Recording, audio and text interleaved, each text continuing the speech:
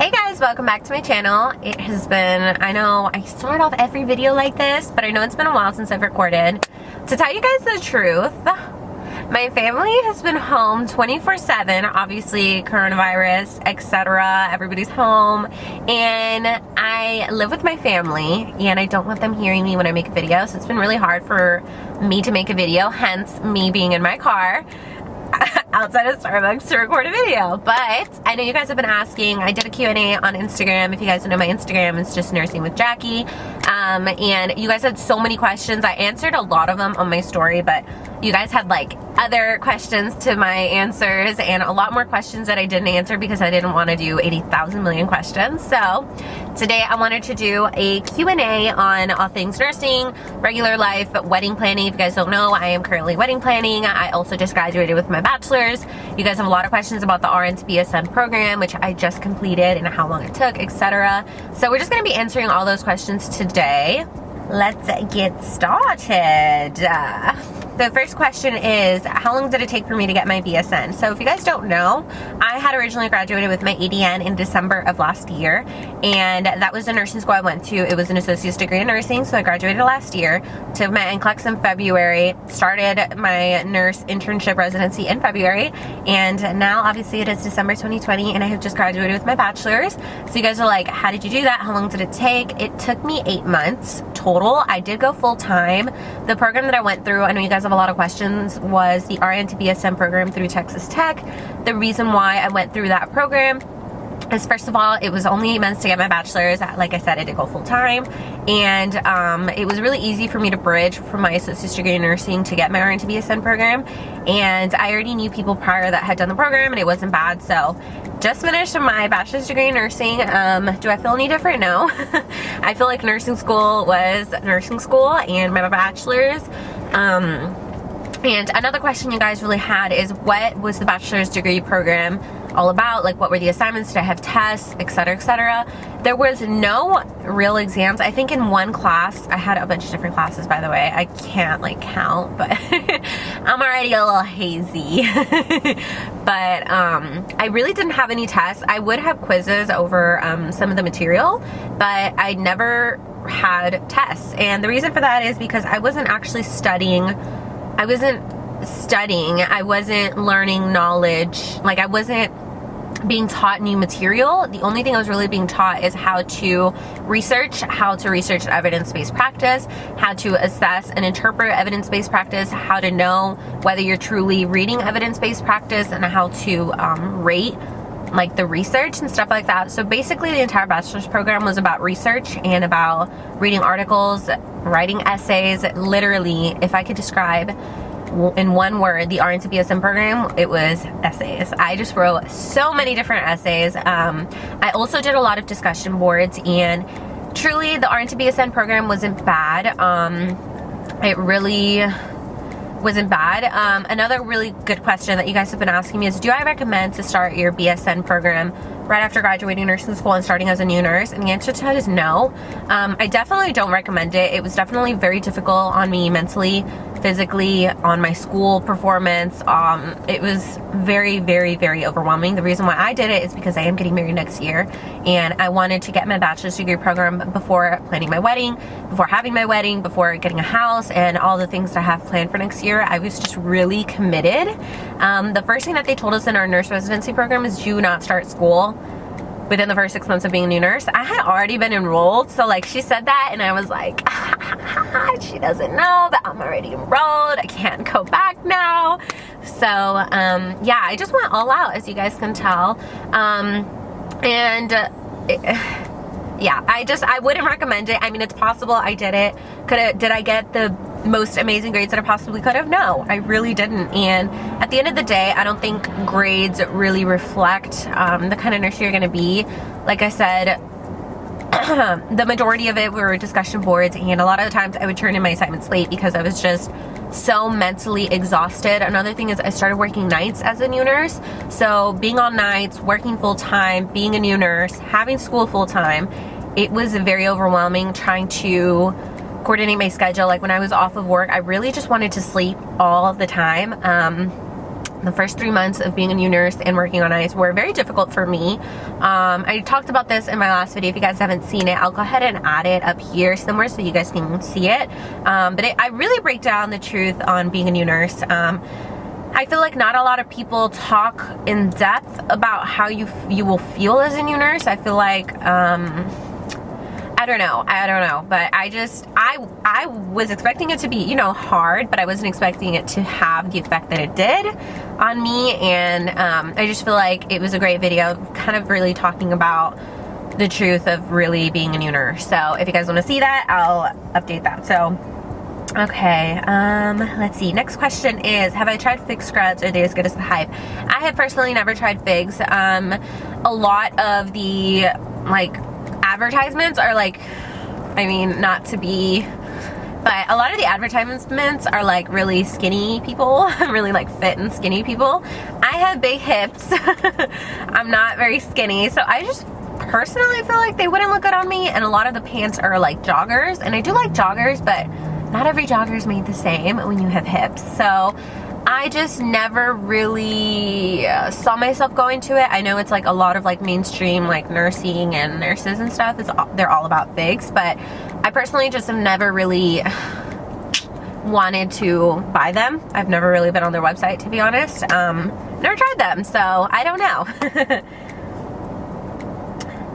Okay, so another question is advice for starting clinicals, not like being early, but real advice. So my best advice for starting clinicals is to, what I did personally and what I think is like really important is to look up YouTube videos. When I first started clinicals, I had never had any experience in the hospital, so it was all completely new to me. I had never even talked to a patient. I had never walked into a patient room, like I remember my first day, me and my classmates, we literally were like, okay, how do we even walk in the room? I didn't even feel comfortable knocking on the door to go in the room. Like, it was that much. So my biggest advice is watching a lot of YouTube videos and taking vital signs, practicing vital signs, practicing your head to toes on your family members, practicing your vital signs on other nursing students. So we did a lot of like lab time, but we would also go in, me and my clinical group, we would go in like after hours and kind of practice on each other so that we can get more comfortable. Another thing, I know it might sound weird, but like I said, I never had been in a hospital, so it was a very strange place for me. Another thing that I did to make myself feel comfortable, me and my classmates, we literally saw the breakfast trays coming in and we were like, okay, this is our chance. Let's grab some breakfast trays and go into these patient rooms. So that was like the first way that we like felt comfortable even going into a patient room. We were like, hey, your breakfast is here. And that was like my way in because I was very nervous. Other advice that I really have are talking to your nurses. I know there's like the stigma of like nurses not liking nursing students, and it is true. I mean, when I was a nursing student, I felt it. I 1000% would like pray that every single time I was going into clinical that I had a good nurse. But just communicate with your nurses. You guys have to remember, like, we're all human. Like, nurses aren't above nursing students. We were in the exact same spot. I was a student literally a year and a half ago, 2 years ago, I was a student. I'm not any better than a nursing student. We're all there for one purpose, and that is to care for patients. So talk to your nurses, kind of tell them your goals for the day. I feel like that is like huge, because if you get a really good nurse, they will even tell you like, oh, you want to start an IV. All right, I'll let all the nurses know that you want to start an IV. If anybody needs an IV, we'll let you know. Or you want to start a Foley. Okay, I'll let all the other nurses know, you know, even if we don't have a patient that needs a Foley, any of the nurses do, I'll let you know. Like, stuff like that. Just really communicating with your nurse and with any other nurses is big, you know, and like really talk to them. I feel like sometimes it's like very awkward because you don't know what to say, but we're all people. Just communicate with them, kind of tell them what your goals are. Ask a lot of questions, by the way. I asked a lot of questions. I was very annoying, but I wanted to really understand. Like, sometimes I would walk into a patient room and there was just like 80,000 million dreams, and I was like, what is all this for? I don't understand.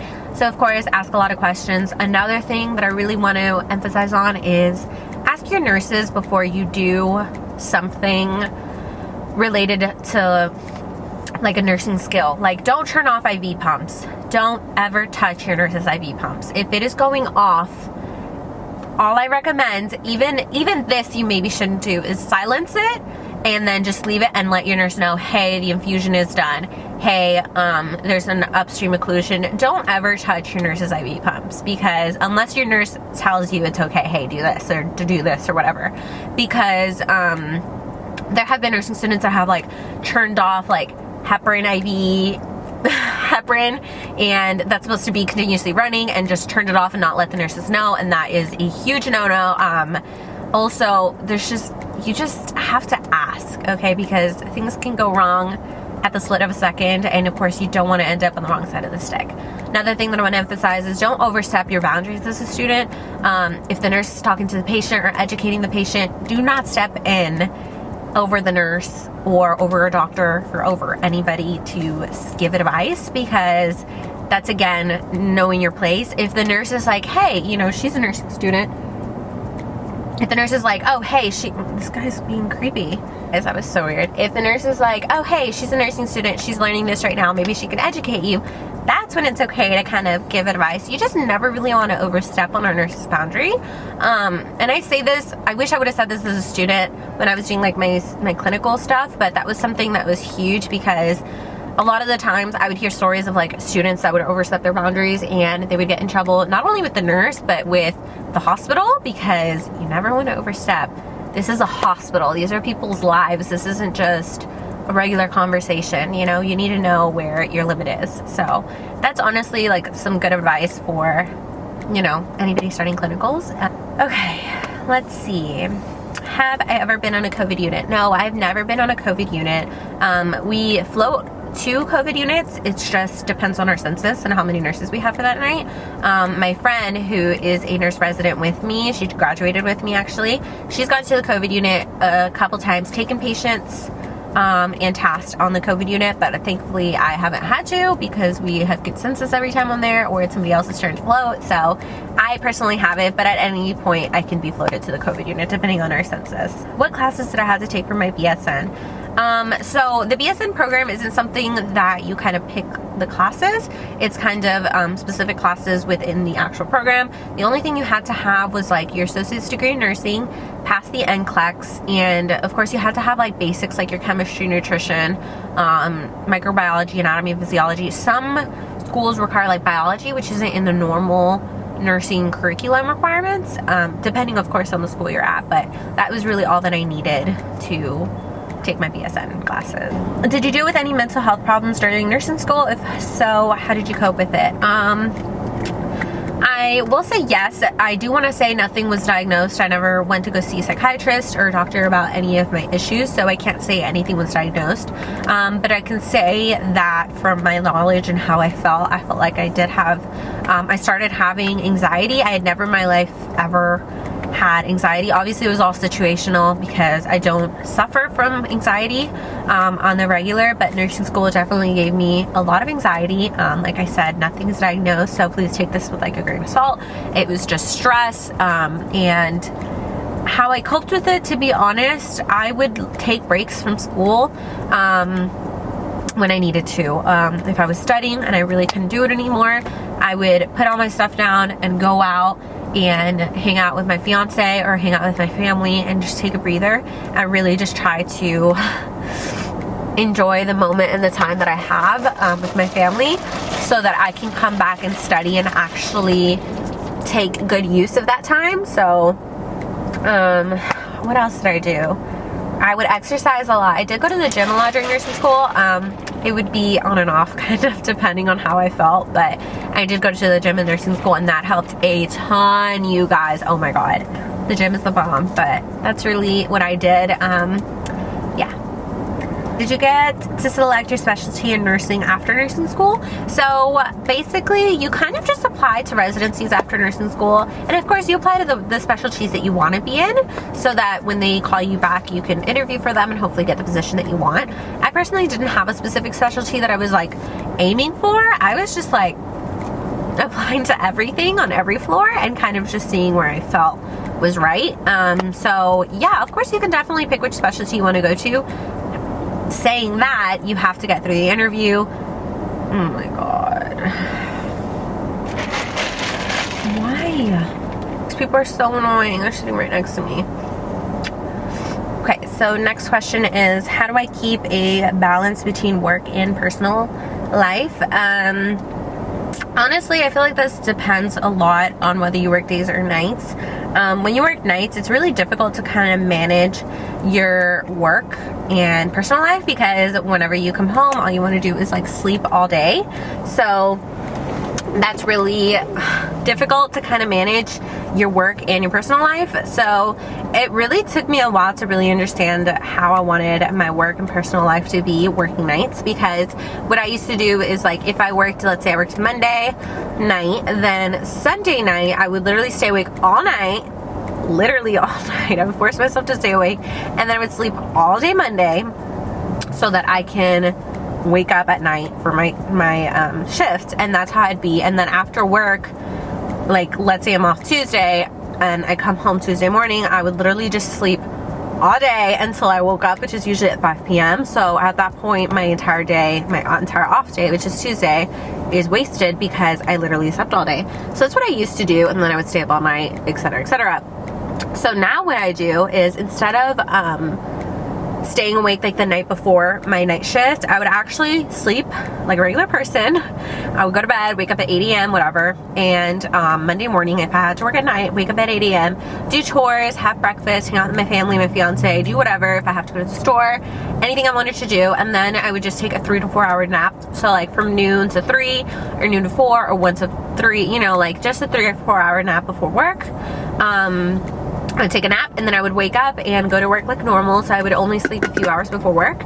And to be honest, you guys, I am so busy that I'm not sleepy at work. Like, when you have so much work to do and you're so busy, it's really easy to kind of stay up. I know it sounds like you won't stay up, but it's actually really easy to like stay up while you're working. So yeah, so that's what I do. I also like drink energy drinks at work. I love the Alani Nu energy drinks, if you guys have ever heard of those, because they're only 10 calories. They don't have a lot of sugar in them, and sugar and caffeine is like what'll give you like a crash. So personally, for me, I mean, that's what, you know, how I feel about it. But yeah.